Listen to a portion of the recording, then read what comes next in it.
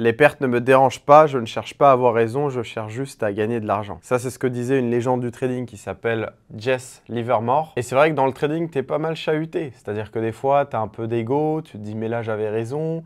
Le marché devait faire ça, mais le marché fait autre chose de ce que tu pensais. Ne prenez jamais les choses personnellement, vous êtes juste là pour bosser. Vous avez un métier, vous avez une passion et le but, c'est d'en tirer de l'argent. En tout cas, une chose est sûre, c'est que vous l'avez fait jusqu'au jour 24. Aujourd'hui, on se retrouve en ce jour. Le but d'aujourd'hui, c'est de tirer des leçons de ces pertes et surtout comprendre comment tourner une perte, non pas en déception mentale, en écrasement de tête ou quoi que ce soit, mais tourner une perte en opportunité de progrès. Une chose est sûre lorsqu'on décide de trader, que ce soit haute intensité ou à petite intensité, que ce soit en swing ou en scalping, que ce soit en intraday, peu importe ton style de trading, tu vas perdre de l'argent. À certains moments, tu vas être confronté à la perte et à d'autres moments encore plus douloureux, tu peux être confronté à ce qu'on appelle une série de pertes consécutives. Ce que j'ai envie que vous soyez, et c'est comme ça qu'on va réussir à se développer, c'est que vous soyez robotique, ne pas vous laisser submerger par vos émotions et à un moment donné de prendre le contrôle sur ces pertes et d'arrêter l'hémorragie, notamment en les comprenant. C'est comme aujourd'hui si on te met un couteau dans ton avant-bras et qu'on perce, forcément il y a du sang qui va gicler. Par contre, quand tu vas fermer cette plaie et que tu vas recoudre, bah là ça va aller mieux. Et bah c'est pareil. Tu dois comprendre qu'est-ce qui a causé ton sang dans le trading, qu'est-ce qui a causé cette perte-là, puis cette perte-là, puis cette perte-là. Analyser et ensuite mieux repartir. Je vous ai montré par exemple le niveau de confiance dans les nombreux trades qu'on peut prendre. Un trade en A, un trade en A+, un trade en AA+, dans les précédentes leçons qu'on a vues. Et bah si par exemple j'enchaîne des séries de pertes, ce que je vais essayer de viser, c'est que des trades A+, ou des trades AA+, parce que c'est ça qui m'intéresse. C'est ça qui va me permettre de sortir de cette spirale négative. Les trades avec 2 confirmations, voire 3 confirmations, je les mets de côté. Je vais plus en chercher 4, 5, 6 confluences pour me dire, OK, là, je suis sûr que le marché va faire ça. Et là, même si tu es sûr et que le marché fait autre chose, bah, au moins, tu auras maximisé tes chances et surtout, tu auras maximisé tes probabilités que ton analyse passe et que ton trade soit gagnant. Maintenant, si vous me permettez de recommander quelque chose à tirer, notamment lorsque vous perdez, c'est déjà de ne pas changer de stratégie. Parfois, ce n'est pas vraiment la stratégie qui fait défaut. Par exemple, ça va plus être des défauts de psychologie, des défauts de positionnement, le timing auquel vous rentrez sur le marché. Quel est votre risque-reward? Ça peut être également un marché structurel qui est dans un sens plutôt que dans l'autre. Donc on va dire la première règle que je m'applique quand je fais beaucoup de pertes, c'est que je ne change pas de stratégie. Par contre, je peux faire des petites corrections mineures. Par exemple, je peux changer l'actif sur lequel je trade.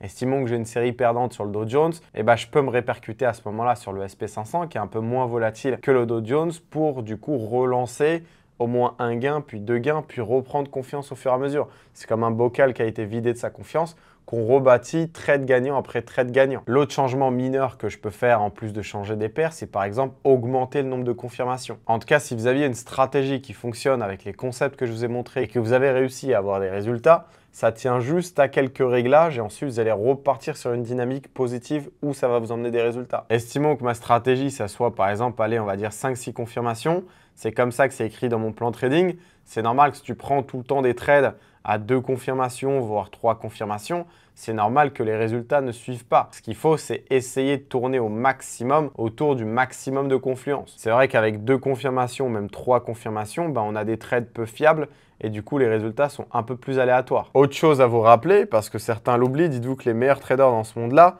perdent à peu près 40% de leurs propres trades. La clé finalement ici, c'est simple à comprendre, c'est juste que vos gains soient toujours supérieurs au nombre de pertes que vous allez faire et surtout d'avoir un bon risque-reward. On l'a vu, plus ton risque-reward est élevé, plus ton nombre de pourcentage de trades perdants peut être élevé. L'autre point important, c'est par exemple de tout lister dans un journal de trading. Je vais sûrement en parler dans un cours qui arrive, mais le journal de trading, c'est très important de te dire qu'est-ce que tu as fait aujourd'hui? J'ai analysé ce setup-là, voilà ce qui s'est passé et finalement, ce n'est pas passé dans mon sens. Jour après jour, lorsque vous documentez votre évolution et l'historique des actions que vous faites, vous prenez du recul sur ce que vous faites dans votre trading. Et forcément, ça vous aide à vous améliorer. Pour savoir ce que vous pouvez faire de différent demain, il faut déjà savoir écrire ce qu'on fait aujourd'hui. C'est pour ça que le journal de trading est finalement une preuve en soi qui va te permettre d'évoluer. Un exemple classique, tu avais une balance A, maintenant tu as une balance B.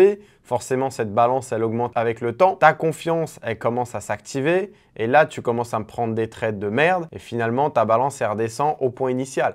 Pourquoi? Parce que là, tu as eu un excès de confiance. À ce moment même, tu es devenu imprudent. Tu fais plus autant de confirmations qu'avant, ce qui t'avait permis ici de monter. En tout cas, quoi que vous disiez et quoi que vous pensiez, le marché, ça sera toujours le miroir de vos propres actions. Donc, le marché ne vous mettra jamais trop par rapport à votre niveau de base, ni jamais trop bas. Il vous mettra juste à votre niveau. Si aujourd'hui, ton niveau, c'est de faire 7% par mois, tu vas faire tes 7% par mois parce que tu appliques un trading propre. Tu as un plan de trading que tu appliques. Tout s'exécute de la bonne manière.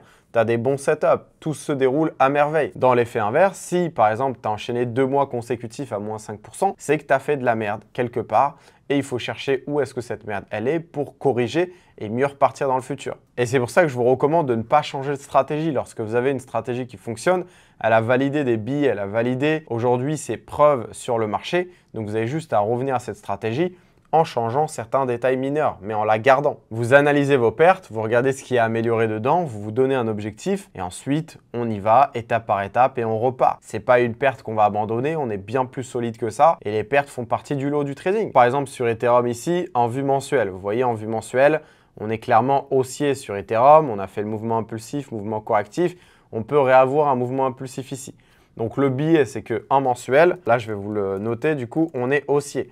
Donc si par exemple tu arrives, là on va dire en H4 ou en daily et que tu es poussé forcément à vendre, donc là par exemple tu vas vendre à ce niveau-là et que le marché fait une grosse bougie vers le haut, forcément pour moi tu as eu raison de te liquider. Parce que pour moi, quand tu vas en contre-tendance avec les billets du mensuel et les billets du weekly et les billets du daily ici qui sont haussiers, bah forcément tu vas à contre-tendance et tu as bien fait de te faire ramasser. Donc lorsque les plus petites unités dans lesquelles vous tradez sont à l'opposé des grosses unités de temps, bah pour moi, ce n'est pas un trade à forte probabilité. Le billet quotidien, il est haussier et toi, tu vas aller me choper des ventes. Et c'est souvent à ce niveau-là où on se ramasse. Rappelez-vous toujours, la tendance de fond, c'est celle qui domine. Encore une fois, je vais le rappeler. Règle d'or également, l'horizon de temps, donc l'UT la plus grande, c'est celle qui a le plus de poids. Donc forcément, vous allez regarder les grosses unités de temps et ensuite descendre dans les plus petites unités de temps.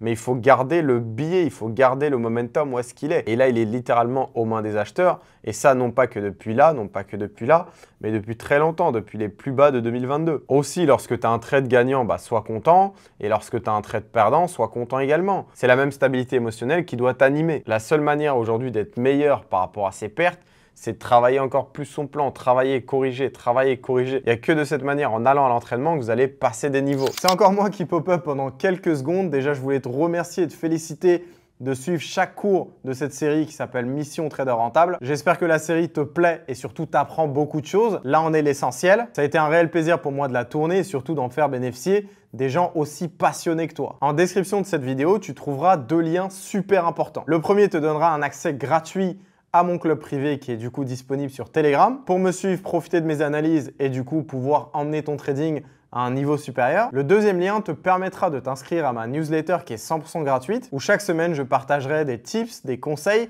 ainsi que mes analyses sur les marchés financiers. J'ai envie de te dire, rejoins-moi vite via les 2 liens qui sont en description, soit maintenant pour pas oublier ou à la fin de cette vidéo. Bon apprentissage à toi et à bientôt. Aussi une chose bien importante à se rappeler en tant que trader, apprenez à détacher votre ego de vos résultats. Vos pertes ne définissent pas votre valeur personnelle ou vos compétences.